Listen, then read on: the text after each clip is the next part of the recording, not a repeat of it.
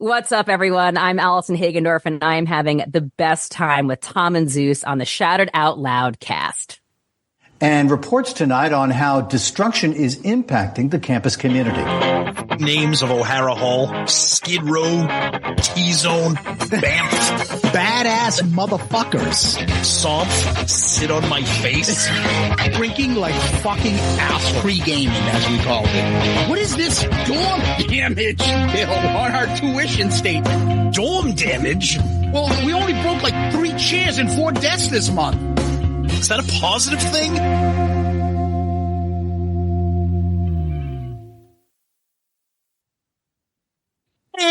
Damn! That's right. We're back with another episode of Dorm Damage, the show where anything and everything is on the table and the table gets smashed. This is episode 98, and we're thrilled to welcome back the great Graham Bonnet and the lovely Beth-Ami Heavenstone. And Graham's going to be coming to our neck of the woods next week on Thursday, May 8th, and we're going to be talking about that and so much more. Let's bring in Graham right now.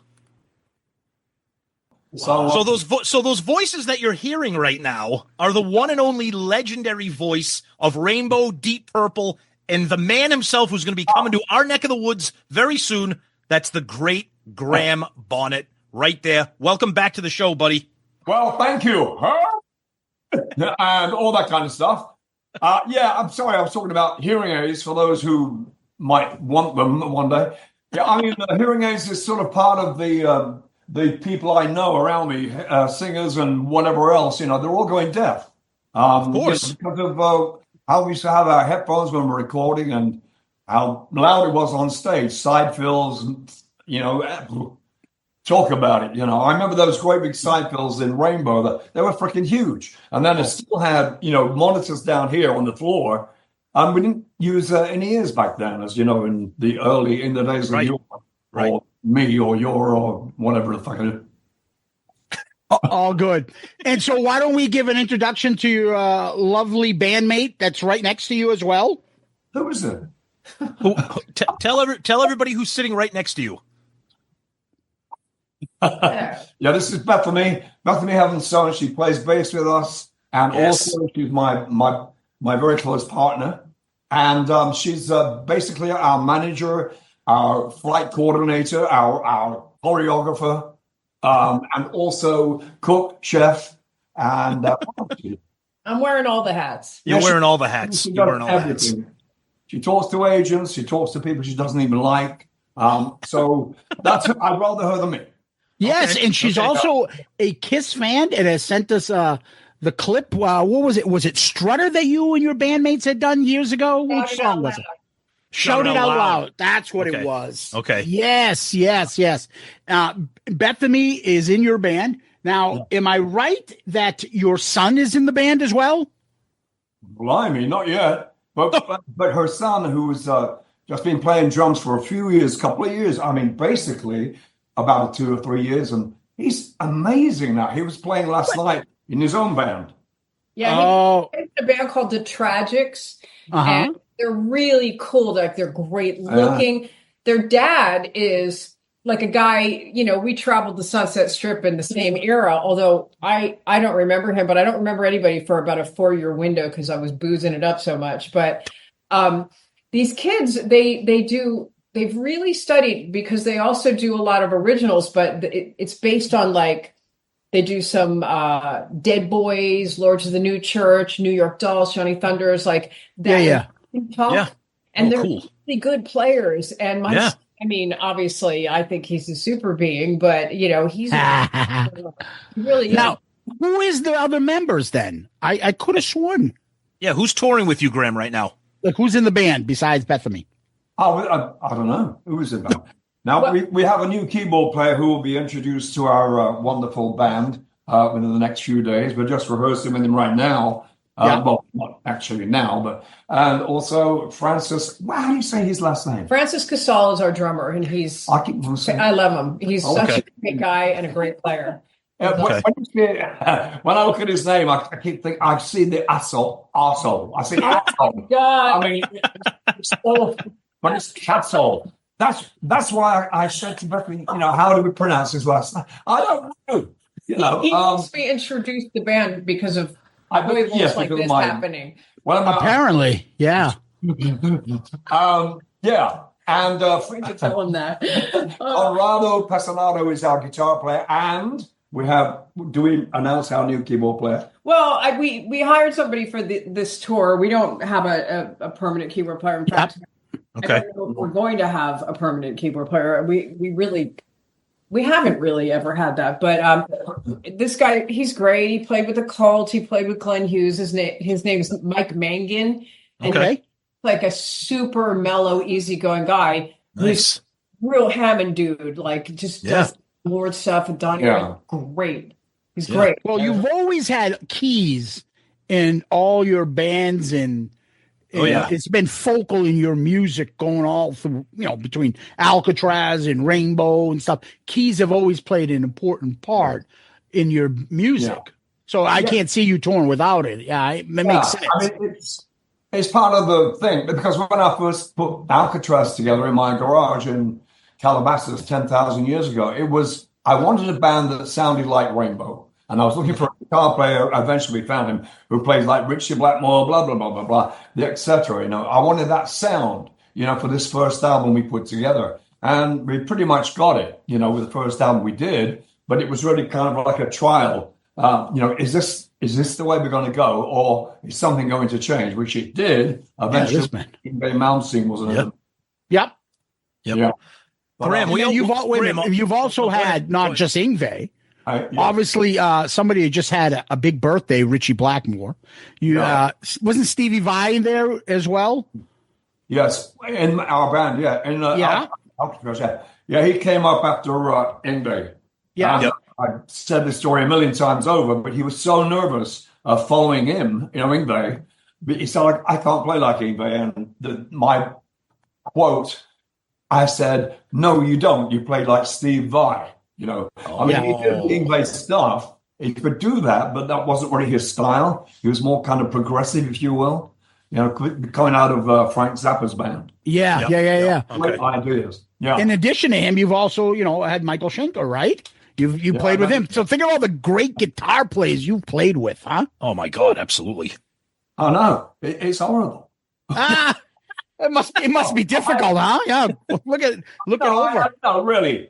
I've been very lucky. For some reason, after Ingve, before Ingve, actually, people were saying, are you going to put a band together? Do you want to be in our band? There was a thing about, me being the singer for Rainbow. I was very wanted by other people, and I was very lucky to find the people who were really good, not just players, Yeah. I mean, Ingve, you couldn't fault this guy when he first started with us. He was just so amazingly good.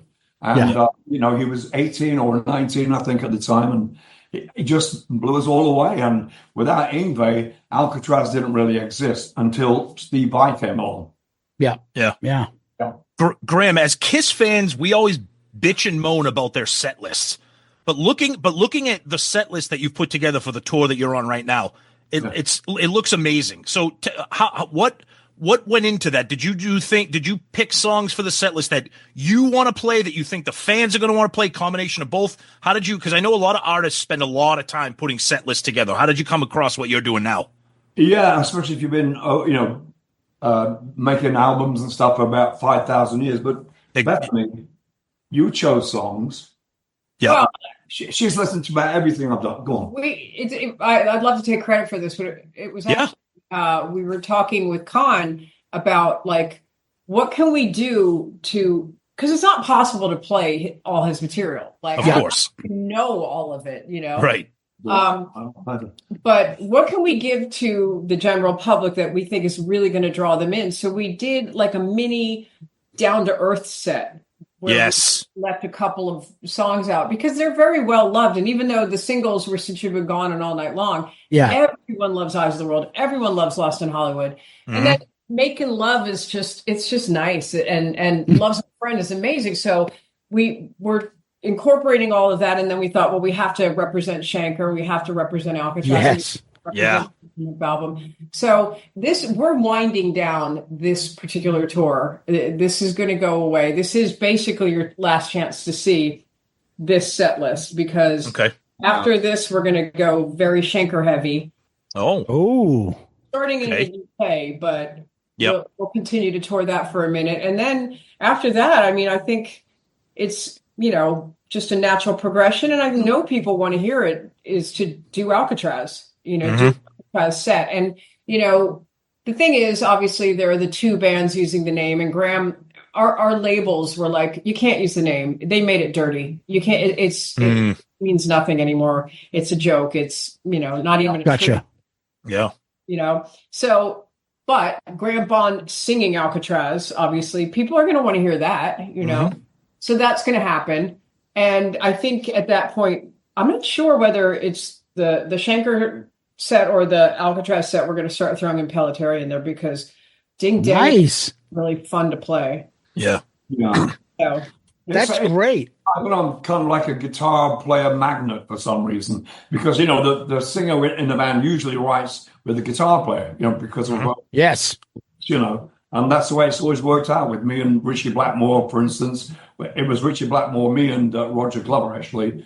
But I was never, I wasn't in the songwriting band of Rainbow. For some reason, I forgot that when you sing a melody, when somebody says to you, go in there and just improvise on this melody, a rough melody, then make it yours. I was writing songs and I didn't realize when I was in Rainbow. So I didn't have the thing, vocal, lyrics well, Roger wrote the lyrics. I made up the melodies to the first, Down to Earth. So wouldn't that be songwriting? Pardon? Wouldn't that mean that's part of songwriting? It is, but I was so dumb. I'd never been in a band like this before, Yeah. I was solo.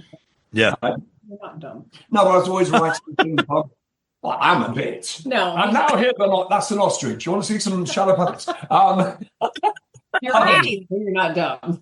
Yeah, but I mean, I was used to being. You were just young back then, and those were the experienced guys, and you're probably just like, hey, I enjoyed this gig. I'm just going to go along with it, and they'll take care of me, and they didn't.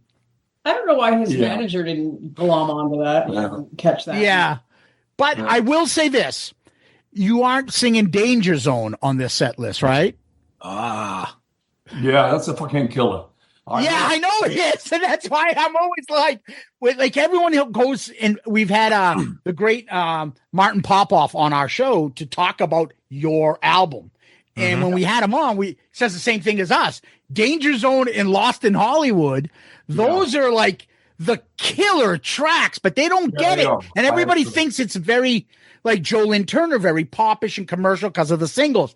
There's not. I find that this album is the middle between D.O. and JLT, where there is some commercial, but there's some heaviness there. And those two last songs, even singing along to those songs in the car, I lose my breath. I don't know how the hell you sang them, but Danger Zone is a killer song. Yeah. Yeah, Danger Zone was something we put that down. It was going to be a B-side, I seem to remember. I remember going into the studio and saying to Roger Glover after he finished it, I thought, I'm not singing that bloody thing again. It was like, it's like so long. Yeah, you were tearing it up. Yeah, it was out there. So I had a few thousand beers before I did it. So I felt very comfortable doing it at that time. Really? Nice. Never played that or some other thing, Bad Girl and what else? Bad Girl's another great one, right? Yeah, it is. But there were certain ones we picked out that we thought would be more, acceptable for a live audience. Which I mean, Lost in Hollywood is a great one. So we did that. I just like that song. But Danger Zone was very much a studio thing because there's no air in it. I can't. Yeah, I can imagine how hard that is to sing. Oh yeah, exactly. It's funny because I have from Christmas from like 3 years ago. Tom bought me the Monsters of Rock Live 1980 concert, Donington. Yep.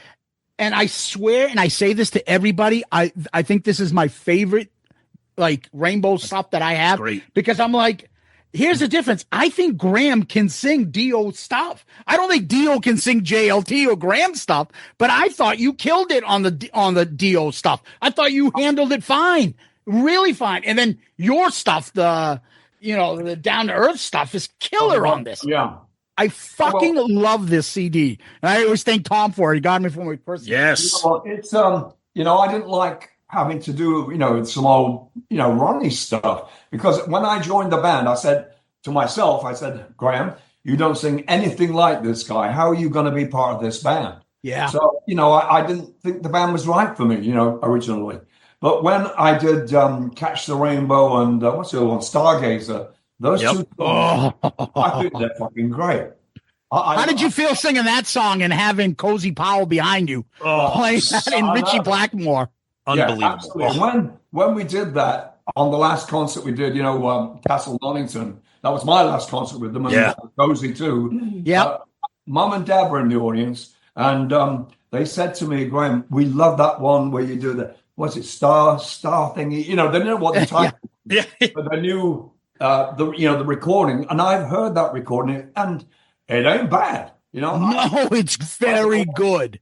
It was like thank you. It was one of the last gigs we were doing before we all went home. We've been on the road for months. And I said to Don Airy that night, I said, I'm fucking knackered, aren't you? He said, yeah, I am. And we're in the Holiday Inn. And he said, what we've got to do this afternoon is talk to Cozy because he's threatening on leaving us tonight, leaving the band. So we went to Cozy's room in this Holiday Inn in Leicester. It was in Leicestershire. And sitting down with him, he says, no, I just had enough. No, I don't want to do it anymore. I've got something else coming up. I'm not going to tell you what it is, blah, blah, blah, blah, blah. And then after we'd done the show, the actual show itself, we went back to the hotel and we sat in the breakfast room till like 6 a.m, still begging Cozy not to go anywhere. But wow. And isn't that what David Coverdale did to him later too? In Whitesnake, hey, don't leave. It seems like he's his own person. He wants to do what he wants to do. Yeah, I know, but he was really a big part of the band. He really was. He's an incredible drummer, one of the best. Our friendship, rock drummers. We were very close. Me and especially Don and me. It was like Huey, Dewey, and Louie. Graham Cozy, and Don. Yeah, that's awesome. That's great fun. Bethany's heard all about this a million times. Yeah. I mean, Cozy, we always went to Cozy driving in Germany because we get there way before the rest of the band who were flying. They were flying. We were driving with Cozy Powell, 1,000 miles an hour down the Autobahn. You can't go up there, Cozy. Oh, fuck that. He got the side of the hills. You wouldn't believe it. And unbelievable. That's how he lost his life. Yeah. Was careless. He didn't put his seatbelt on. He'd been boozing. And he'd been just... Oh, God. It's a great loss to everybody, especially the fans. And, you mentioned the other guy is Don. Yeah. Don Airy is like the Kevin Bacon of musicians. You can put him in everything and attach everybody. So I specifically always talk about the incestual relationship between Rainbow, Whitesnake, Deep Purple, Black Sabbath, Dio. All these members of switched bands a million times and played with everybody. Yeah. Don Airy, we do a thing called the Album Review Crew. We review a different album by a band once a month. We just pick Don Airy is how many albums has he appeared on? 6 albums in 6 different bands. Man, he's just everywhere. But he's amazing. He's an amazing, and and he's still going. He's got an album out right now. He's just done a new album. Yeah, with Deep Purple. Yeah. I mean, he's incredible. I mean, he's just, you should just hear him play piano and stuff. It's just like amazing. Playing all this classical music and stuff. Between that, Ozzy, Whitesnake, Rainbow. I mean, he's everywhere. Deep Purple, legendary artist. And then, you know what? Throw you included in that. And it's amazing, like that relationship that you have. Now, did you happen to speak to somebody that just turned 80 recently? Oh, no. Richie. Yeah, no. Richie. Talking about. No, I haven't spoken to that person. You haven't? Since 1980? Yeah, that's absolutely true. Wow. And there's no animosity, though. Eh? There's no animosity between you guys, right? No, not really. You haven't spoken to him. Yeah, I mean, he keeps up that joke about me getting my hair cut. Yeah, I know. Oh, yeah. Going through the window, which I think we talked about before. Yeah. which never happened. And he won't have, kind of add a bit to it, it's sort of like make it even more creepy and weird, But, he's one of those guys that he never used to pick the phone up, and neither did I. I'm the same of it sometimes. But it's, I wished him a happy birthday, didn't I? Oh, you do every year? Every year, Yeah. He's a bit older than me. He's been a little bit more active out there lately. I think he's been on social media. He's got like a YouTube channel now where he'll talk about like stories, where he's like drinking a pint of something and he's like telling some stories. He's a little bit opened up, I don't know why, but it's good to see him. His personality is just legendary for being like either very like a curmudgeon or miserable or difficult, or like, oh, you don't understand him. He's a fucking riot. He's got a great sense of humor. And then the people on the opposite end, they're like, he's a fucking asshole. He's really mean. It's really not. I mean, that's why he tells that story about me and the haircut and how much he hated me, whatever. He likes that because it's funny. He's very sarcastic in that manner. And I guess you take it one way or the other, and if you're a good, you're a good person about it, you get to laugh about it, Yeah. I love when he says he was envisioning himself putting his guitar across the back of Graham's head. Oh, Jesus. We think you look cool in those videos, and we think you hell look yeah! Cool. I just think you looked ahead of your time, to be honest with you. Totally. Because Don Johnson stole your look later on in 4 years, right? I was very anti, uniforms, if you will, Yeah. And I remember Rog used to say, "You're out of uniform, Graham." The first time I joined the band, I went over to rehearse with them, and I was wearing a grey suit and a tie, a blue tie, I remember, with a white shirt. And I was using Brill cream back then, really coming about, nice DT at the back there and all that. And Cozy just said to me, he said, I wouldn't use that Brill cream stuff if I were you, so just get rid of that. Make your hair stick down too much. He says, and I went doing some photographs in the hallway of a hotel one day, and Cozy just taken some, and I came out at the the bedroom with all my hair completely dry, but just combed back a little bit and, a T-shirt on. And he said, "Yeah, James Dean, just think James Dean." Oh, okay. And he said, "Lean against it, whatever." And I said, just be cool. Okay. Don't smile too much, just a little bit. But he had everything down. He was, as I said, he was one of my closest friends in the band, and I miss him desperately. And always talking about him every freaking day, you know. Yeah. That's fantastic, though, right? I mean, he's a legend, and the fact that people like yourself are keeping stories about him and keeping, his memory alive when you talk about him. It's great.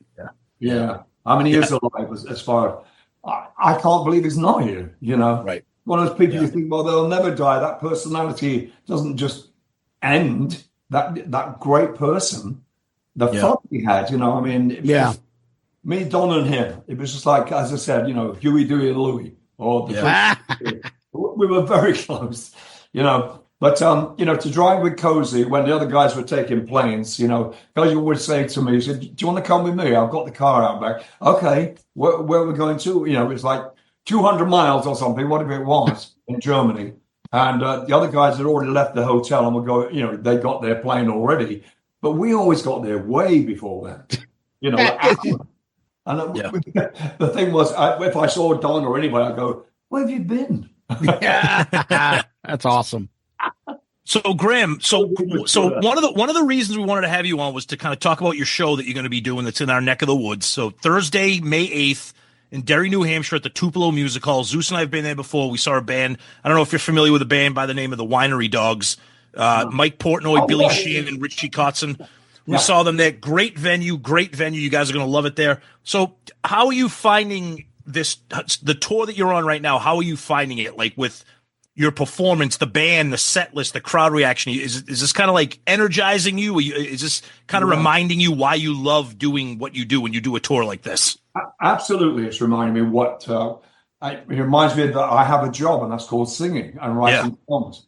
And I was telling somebody the other day They said, how come your voice sounds the same as it did when you were 30?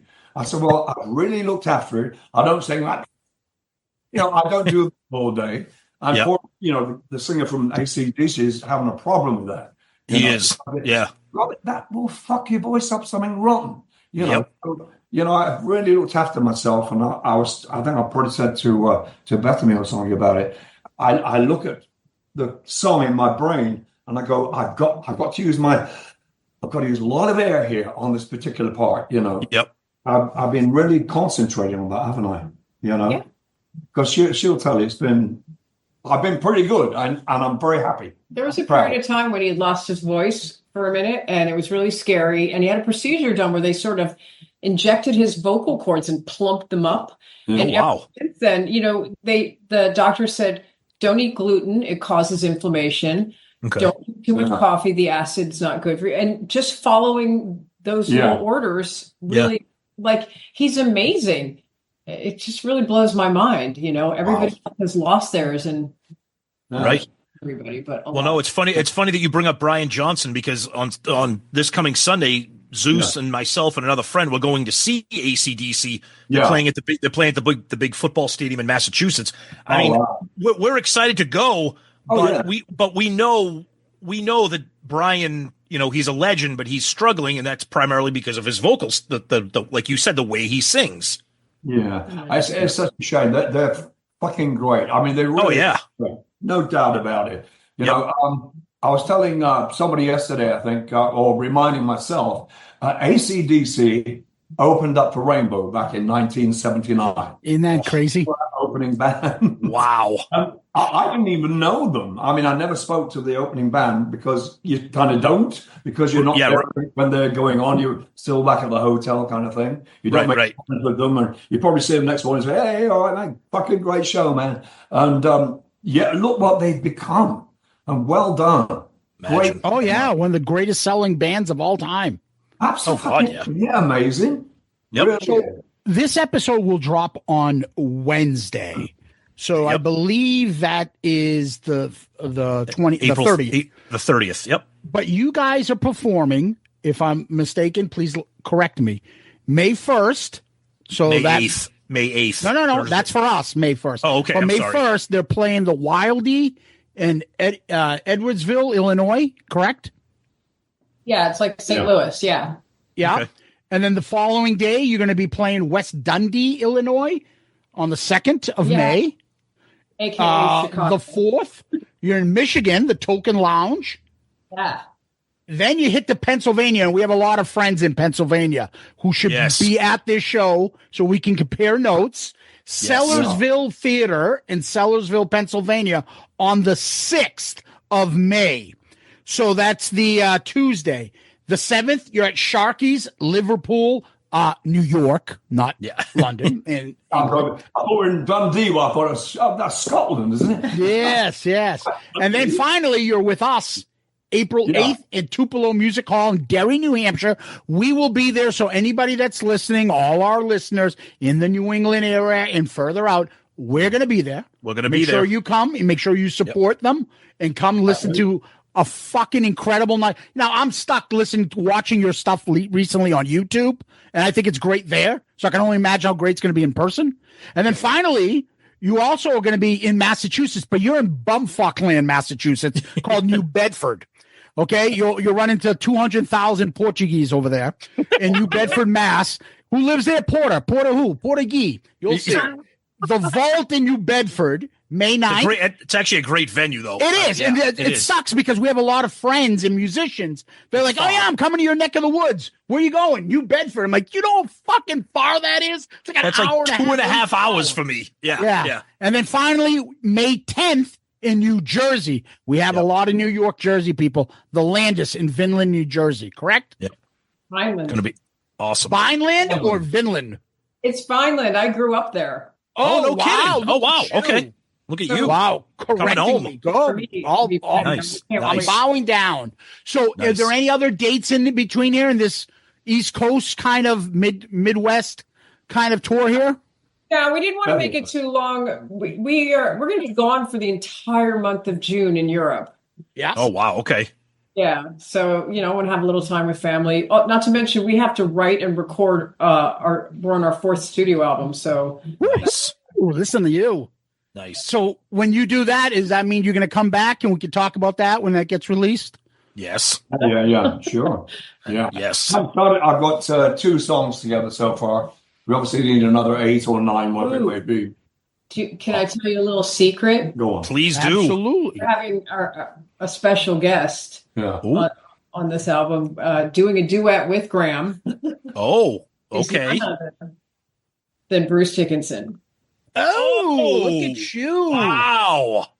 Yeah. Wow. I'll be honest. I bet you there are tons of musicians that if you put it out there that, hey, Graham will be happy to do a duet with you, would fucking jump at the chance to sing with who you, wouldn't? Graham. Yeah, of course. That's awesome. That's a great get. You and Bruce. Wow. I love him. I've known him for a long time. I haven't seen him for billions of years, but He can fly up and pick you up and drive you and fly you back and forth, right, with his Yeah, plane. that's right. He's the big super pilot. He's Such an amazing guy. He's such a good man. He's very, very humble and a great singer. And he's still killing it. He's another one that's still doing it at his age, right? No problem. Really happy. Yeah. Well, you guys have taken care of your voices, so I'll give you credit with that. You guys have done an excellent job with your voices. I mean, for me, this is like last time you were on, it was like almost like a pipe dream. I was like, when are you going to come up this area? You're like, we'll see. And the fact that you're coming up here was like, oh shit, we got to have him on and talk about this because we're definitely seeing them. Yeah. All right. Thank you. Thanks for following our shows. Yes, thank you. Absolutely. We can't wait to see you guys Thursday, May 8th, Tupelo Music Hall in Derry. That's where we'll be. But listen to Zeus. He gave all the dates. You're not going to want to miss these guys. The great Graham Bonnet, thank you so much for joining us. Beth-Ami, thank you also for joining us. We love talking to you guys. Can't wait to see you in about a little over a week. And good luck with those dates in between. We're looking forward to that show in Derry. Thank you. We'll see you there. All right, guys. Your bloody haircut. I don't need a haircut. Look at me. Yeah, I'm losing it. Let's any blood. Tom, that was the great Graham Bonnet and Beth-Ami Heavenstone. Oh, they're fucking 2 of our favorite people. We just love them. We email all the time with each other, and they're always so happy and generous and kind and funny. And when I mean, it was kind of in jest. Hey, when are you going to come around this area? I never thought they would. And then they're coming up here. We're like, we got to get them on. Absolutely. Like, what do you want to talk about? Like, I don't give a fuck. Whatever. We just want you on. Just come on and talk about the tour and talk about you in general. Yeah. We hope that you guys like it. We'll try to catch the show and then do an episode on that next time, right? Yep. Absolutely. Right. Yep. Yeah. Until next time. Peace out, Girl Scout. Oh, you over here? Yeah, I'm over here now. Zeus, it's me. I want to end the show now.